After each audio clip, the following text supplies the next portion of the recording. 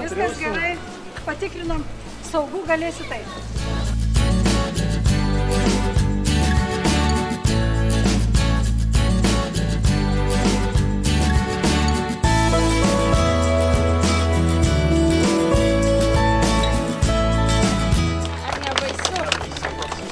Ne, man nebaisu, esu pripratusi prie aukščio, esu keliavusi jaunystėje, daug kalnų turizmų užsiminėjau ir esu net buvusi iki 5,5 maždaug kilometrų aukščio, todėl aukščio nebijau visiškai, o jeigu kas nors nepatinka labai apačioj, tai stengiuosi žiūrėti į priekį ir į šonus. Tai patariu visiems, kas bijo aukščio, žiūrėkit į ateitį, į priekį.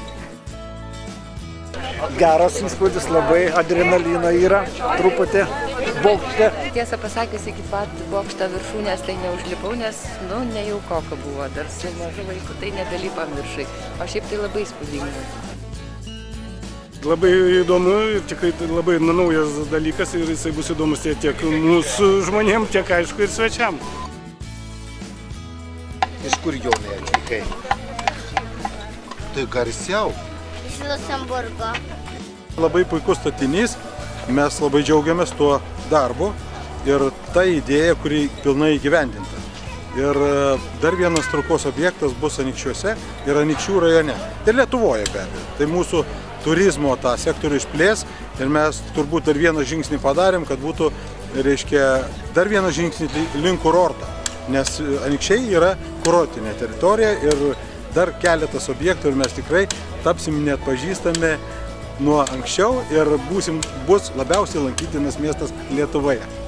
Nuostabu, čia reikia atvažiuoti, praeiti, pamatyti, papasakoti neįmanoma. Čia žodžiais, aš galiu ką tik tai nuotraukose jums parodyti, kaip gražu ten aplinkui. Labai nuostabu. Iš tikrųjų galvojau, kaip tai atrodys aukštis, ar bus baisu.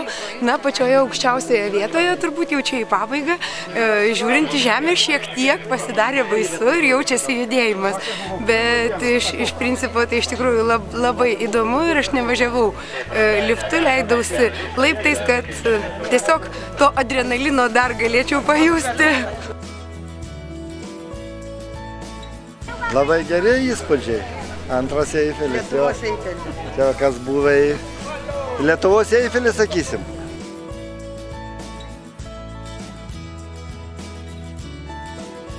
Labai maloniai esu nustebintas, kad tokie gražiai integruotas objektas į gamtą.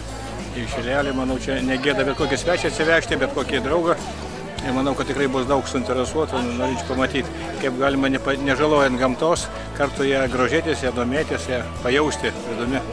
Labai faina, viskas labai gerai, džiaugiamės tokiu daiktu. Ar buvo baisu?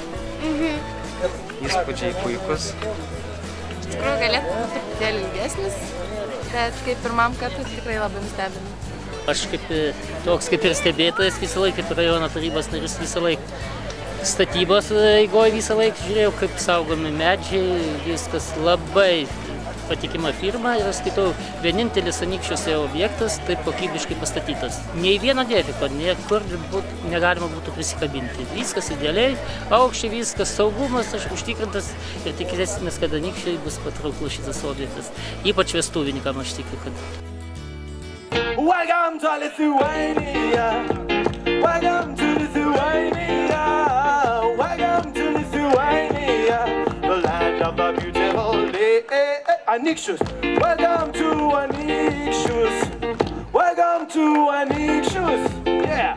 Welcome to Anykščius, the home of the skraidančius tiltus. Žinojau ir žinau, kad Lietuva yra gražiausia. Kiekvienam lietuviui. Ar netiesa? Garsiau.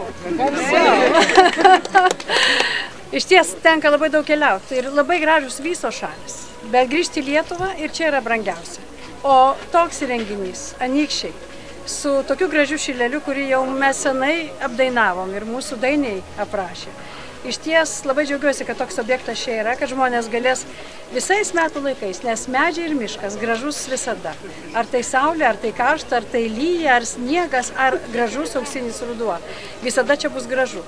Na, o čia pažintinės programos supažindins ne tik mūsų vaikus, moksleivius, bet ir svečius iš užsienio, kokia yra graži mūsų Lietuva, kokia graži gamta ir kokie žmonės čia svetingi.